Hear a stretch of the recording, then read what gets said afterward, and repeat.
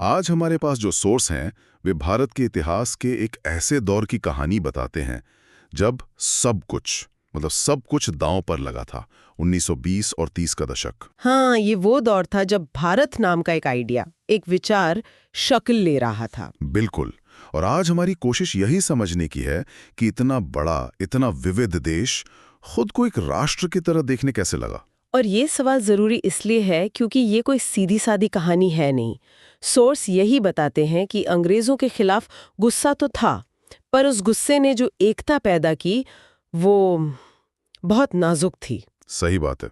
और सबके लिए आज़ादी या स्वराज का मतलब भी तो अलग था। बिल्कुल अलग। हाँ, और कहानी की शुरुआत होती है पहले विश्व युद्ध के ठीक बाद के माहौल से। लोगों को उम्मीद थी कि जंग खत्म होगी तो शायद हालात सुधरेंगे, पर हुआ इसका ठीक उल्टा। माहौल बहुत ही ज्यादा खराब था। सोचिए, जंग के नाम पर जबरदस्त टैक्स, चीजों के दाम आसमान पर, ऊपर से गांवों से सेना में जबरन भर्ती। हाँ, और फिर फसलें खराब, अकाल और एक महामारी भी। मतलब लोगों में हताशा और गुस्सा दोनों ही चरम पर थे। और इसी माहौल में जनवरी 1915 में महात्मा गांधी भारत लौटे। जी, दक्षिण अफ्रीका से। और वो अपने साथ एक नया हथियार, एक नया आइडिया लेकर आए, सत्याग्रह। ये शब्द हम बहुत सुनते हैं, पर सोर्स के हिसाब से इसका असल मतलब क्या था? क्या ये सिर्फ शांति से बैठ जाना था? नहीं नहीं, ये उससे कहीं ज्यादा गहरा था। गांधी जी का मानना था कि अगर आपकी लड़ाई सच्चाई के लिए है तो आपको शारीरिक बल की जरूरत ही नहीं है। अच्छा। सत्याग्रह का मतलब था सत्य की शक्ति। ये कमजोरों का नहीं बल्कि मन की ताकत का हथियार था। मकसद दुश्मन को हराना नहीं बल्कि उसकी अंतरात्मा को झकझोरना था। और उन्होंने इसे इस्तेमाल करके दिखाया भी। हाँ, चंपारण, खेड़ा और अहमदाबाद में किसानों और मजदूरों के लिए इसकी शक्ति को साबित भी किया। तो ये तो हुई छोटी छोटी स्थानीय सफलताएं। ऐसा क्या हुआ कि ये विचार अचानक पूरे देश के लिए जरूरी हो गया? वो चिंगारी थी 1919 का रोलेट एक्ट। हाँ, ये तो एक बड़ा टर्निंग पॉइंट था। बहुत बड़ा। ये एक क्या कहते हैं, एक बहुत ही जालिम कानून था जो सरकार को बिना मुकदमा चलाए किसी को भी 2 साल के लिए जेल में डालने का अधिकार देता था। ये तो भारतीयों के लिए एक सीधी चुनौती थी। बिल्कुल। और गांधी जी ने इसके खिलाफ एक देशव्यापी सत्याग्रह का ऐलान कर दिया और यहीं पर चीजों ने एक बहुत भयानक मोड़ ले लिया। अब जलियांवाला बाग की बात कर रही हैं? हाँ, 13 अप्रैल 1919 अमृतसर में जनरल डायर ने बाग से निकलने के सारे रास्ते बंद करवा दिए और निहत्थे लोगों पर गोलियां चलवा दी। हजारों लोगों पर। जब उससे बाद में पूछा गया कि उसने ऐसा क्यों किया तो उसका जवाब था कि वो एक नैतिक प्रभाव पैदा करना चाहता था। मतलब साफ शब्दों में कहें तो वो लोगों के दिलों में दहशत भरना चाहता था। बस यही। और इस हिंसा ने पूरे देश को हिलाकर रख दिया। और शायद गांधी जी को भी ये एहसास हुआ कि सिर्फ गुस्से से काम नहीं चलेगा, एक ज्यादा बड़ा, एक ज्यादा संगठित आंदोलन चाहिए। बिल्कुल। उन्हें समझ आ गया कि इतना बड़ा आंदोलन बिना हिंदू मुस्लिम एकता के खड़ा हो ही नहीं सकता। और यहीं पर उन्हें खिलाफत का मुद्दा दिखा। हाँ, जिसने उन्हें दोनों समुदायों को एक साथ लाने का एक मौका दिया और यहीं से असहयोग आंदोलन की नींव पड़ी। ठीक है, तो यहाँ से कहानी और भी दिलचस्प होती है। असहयोग आंदोलन। गांधी जी ने अपनी किताब हिंद स्वराज में एक बड़ी सीधी सी बात लिखी थी। हाँ, कि भारत में अंग्रेजी राज इसलिए है क्योंकि भारतीय सहयोग कर रहे हैं। बिल्कुल, अगर हम सहयोग करना बंद कर दें तो ये राज 1 साल में ढह जाएगा। आइडिया तो बहुत दमदार था, पर क्या जमीन पर भी ये उतना ही सीधा था? जमीन पर पहुंचते ही इस आइडिया के कई मतलब निकल आए। शहरों में देखिए, मध्य वर्ग ने इसकी कमान संभाली। छात्रों ने स्कूल कॉलेज छोड़े, वकीलों ने अदालतें। हाँ, हजारों लोगों ने। विदेशी कपड़ों की होली जलाई गई, उनका आयात लगभग आधा रह गया। शुरुआत में तो जोश बहुत ही ज्यादा था, लेकिन सोर्स बताते हैं कि शहरों में ये आंदोलन धीरे धीरे धीमा पड़ गया। ऐसा क्यों हुआ? इसकी वजह बहुत प्रैक्टिकल थी। जैसे खादी का कपड़ा, वो मिल के कपड़े से कहीं ज्यादा महंगा था, जिसे गरीब लोग खरीद नहीं सकते थे। सही बात है। और इसी तरह अंग्रेजी संस्थानों के बहिष्कार के लिए भारतीय स्कूल, कॉलेज, अदालतें, वो विकल्प भी तो होने चाहिए थे जो उस वक्त थे नहीं। तो लोग वापस लौटने लगे। हाँ, आखिरकार छात्र और वकील वापस अपने काम पर लौटने लगे। शहरों की कहानी तो ये थी, लेकिन असली भारत तो गांव में बसता है। और सोर्स बताते हैं कि जैसे ही ये आंदोलन शहरों से बाहर निकला, इसका रूप रंग ही बदल गया। बिल्कुल। गांव देहात में स्वराज का मतलब लोगों ने अपनी मुसीबतों के हिसाब से निकाला। जैसे अवध के किसान? हाँ, जिनका नेतृत्व बाबा रामचंद्र कर रहे थे, उनके लिए स्वराज का मतलब था जमींदारों से छुटकारा, ऊंचे लगान से आजादी और बेगार से मुक्ति। जी, यानी बिना पैसे के जबरन काम से मुक्ति। एक मिनट, मतलब वे गांधी जी का नाम तो ले रहे थे, लेकिन उनके आंदोलन में जमींदारों के घरों पर हमले और बाजारों में लूटपाट भी शामिल थी। बिल्कुल, ये तो गांधी जी के उसूलों के खिलाफ था। और यही तो इस आंदोलन की सबसे बड़ी जटिलता थी। और ये सिर्फ अवध में नहीं हुआ। नहीं, आंध्र प्रदेश की गुडेम हिल्स में आदिवासियों का संघर्ष देखिए। उनका नेता था अल्लूरी सीताराम राजू। हाँ, एक बहुत करिश्माई व्यक्ति। बहुत। वो दावा करता था कि उसके पास खास शक्तियां हैं, उसे गोलियां भी नहीं मार सकती। वो गांधी जी का बहुत बड़ा प्रशंसक था, लोगों को खादी पहनने, शराब छोड़ने को कहता था। लेकिन उसका मानना था कि भारत को आजादी सिर्फ हिंसा से मिल सकती है, बातों से नहीं। तो उसके लिए स्वराज का क्या मतलब था? उसके और उसके लोगों के लिए स्वराज का मतलब था जंगल पर अपने पुराने अधिकार वापस पाना। अंग्रेजों ने कानून बनाकर उन्हें जंगल में घुसने, मवेशी चराने या लकड़ी फल लेने से रोक दिया था, जिससे उनकी पूरी जिंदगी ही तहस-नहस हो गई थी। इसका मतलब था उन बागानों की चारदीवारी से आजादी। एक कानून था जिसके तहत उन्हें कैद करके रखा जाता था। जी, वो बिना इजाजत घर नहीं जा सकते थे। जब उन्होंने असहयोग आंदोलन के बारे में सुना तो उन्हें लगा गांधी राज आ गया है। और वो बागान छोड़कर चल पड़े। हजारों मजदूर, ये सोचकर कि अब उन्हें गांवों में अपनी जमीन वापस मिल जाएगी। तो ये बहुत ही दिलचस्प विरोधाभास हैं जो सोर्स दिखा रहे हैं। एक तरफ गांधी जी का नाम पूरे देश को जोड़ रहा है। हाँ, वो एक प्रतीक बन गए थे। लेकिन दूसरी तरफ वही नाम लोगों को अपने बिल्कुल स्थानीय, अपने निजी संघर्षों को सही ठहराने की ताकत दे रहा था। आपने बिल्कुल सही पकड़ा। हर कोई स्वतंत्र भारत का नारा तो लगा रहा था, लेकिन उस स्वतंत्रता की कल्पना सबकी अपनी अपनी थी। और ये समस्या तब और बढ़ गई जब चौरी चौरा की घटना हुई। हाँ, जब भीड़ ने एक पुलिस थाने में आग लगा दी। इस हिंसा से दुखी होकर गांधी जी ने आंदोलन वापस ले लिया। और इस फैसले के बाद कांग्रेस के अंदर ही खलबली मच गई होगी। हाँ, कांग्रेस में दो गुट बन गए। सीआर दास और मोतीलाल नेहरू जैसे कुछ पुराने नेताओं को लगा कि अब हमें सिस्टम के अंदर घुसकर लड़ना चाहिए, चुनाव लड़कर। हाँ, वहीं जवाहरलाल नेहरू और सुभाष चंद्र बोस जैसे युवा नेता एक और बड़े जन आंदोलन के लिए बेचैन थे। वो पूर्ण स्वतंत्रता चाहते थे। तो फिर वो अगला बड़ा आंदोलन यानी सविनय अवज्ञा आंदोलन कैसे शुरू हुआ? किन चीजों ने माहौल बनाया? दो बड़ी वजहें थीं।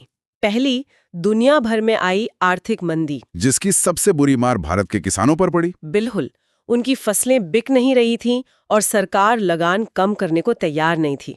और दूसरा, शायद ज्यादा बड़ा कारण था साइमन कमीशन। हाँ, अंग्रेजों ने भारत के भविष्य का फैसला करने के लिए एक कमीशन बनाया, जिसमें एक भी भारतीय सदस्य नहीं था। ये तो सीधा सीधा अपमान था, है ना? हाँ, बिल्कुल। और इसी अपमान ने पूरे देश को साइमन गो बैक के नारों के साथ सड़कों पर उतार दिया।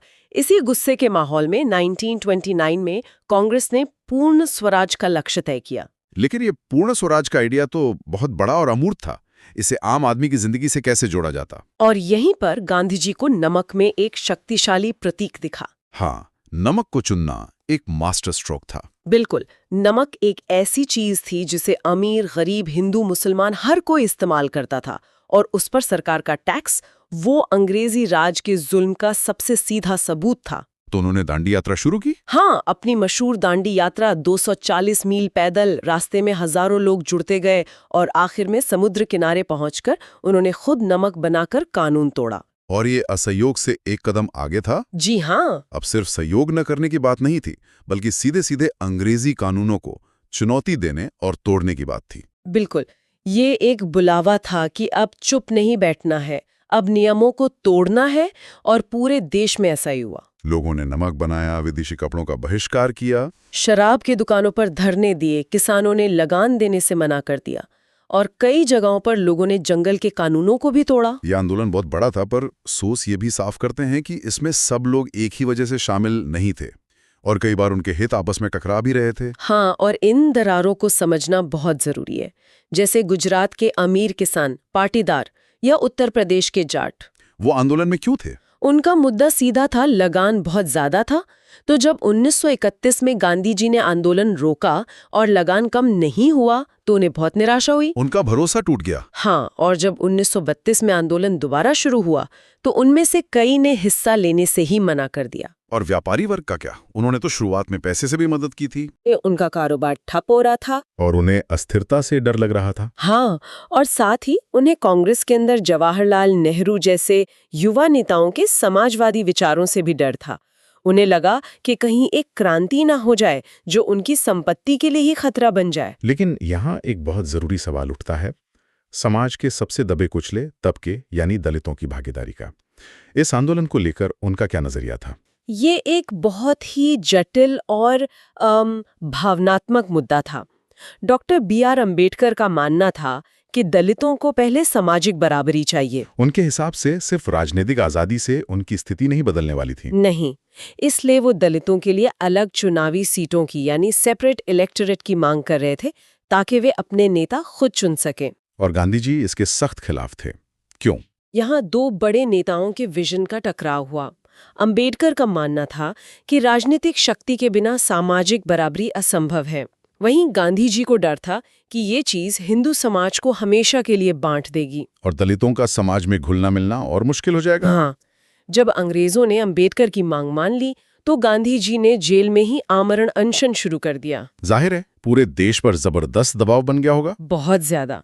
आखिरकार अम्बेडकर को झुकना पड़ा और पूना पैक्ट साइन हुआ। ये एक तरह का समझौता था। हाँ, एक बीच का रास्ता था। दलितों के लिए सीटें आरक्षित तो होंगी लेकिन वोट सब मिलकर देंगे। लेकिन दलित समुदाय में कांग्रेस के सवर्ण नेतृत्व को लेकर एक शक बना रहा। और यही अलगाव क्या मुस्लिम समुदाय में भी दिख रहा था? खिलाफत के समय जो एकता दिखी थी वो कहाँ चली गई? वो एकता धीरे धीरे खत्म हो गई। 1920 के दशक के बाद से मुसलमानों का एक बड़ा हिस्सा कांग्रेस से कटा हुआ महसूस करने लगा। उन्हें लगता था कि कांग्रेस हिंदू महासभा जैसे संगठनों के ज्यादा करीब है। हाँ, मोहम्मद अली जिन्ना जैसे नेता एक समझौते के लिए तैयार थे।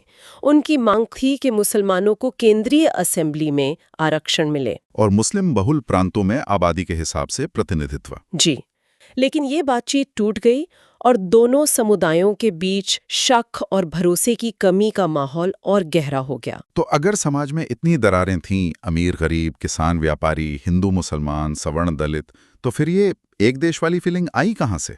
क्या कुछ और भी था जो लोगों को जोड़ रहा था? हाँ, और ये कहानी का सबसे दिलचस्प हिस्सा है।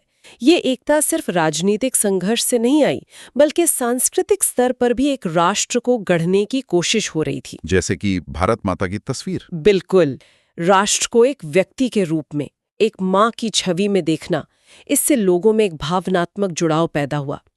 बंकिम चंद्र का गीत वंदे मातरम और बाद में अवनींद्रनाथ टैगोर की भारत माता की पेंटिंग, जिसमें वो एक सन्यासिनी की तरह शांत और गंभीर दिखती हैं। हाँ, ये सब इसी कोशिश का हिस्सा थे। और मैंने सोर्स में लोक कथाओं के बारे में भी पढ़ा। उनका क्या रोल था?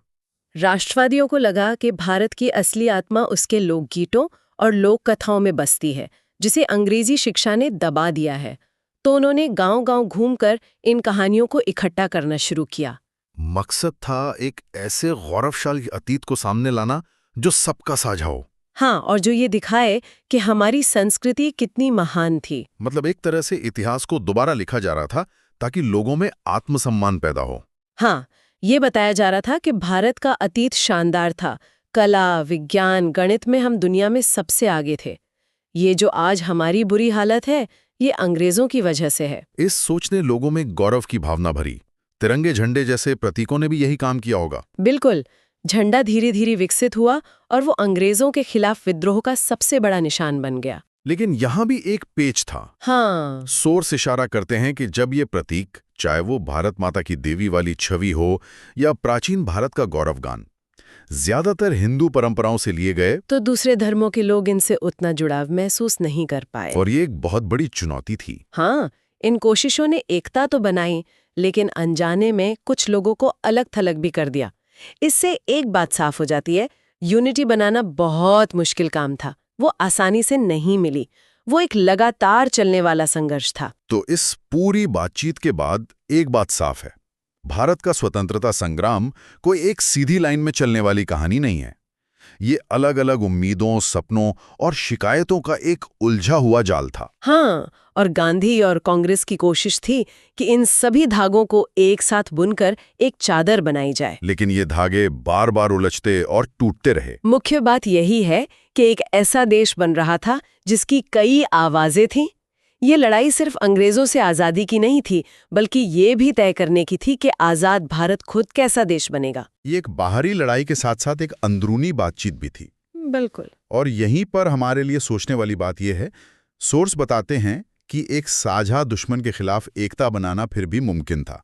लेकिन उस एकता और उन कई अलग अलग आवाज़ों का क्या होता है जब वो साझा दुश्मन चला जाता है? शायद इसी सवाल ने आने वाले सालों में भारत के भविष्य की सबसे बड़ी रूपरेखा तय की।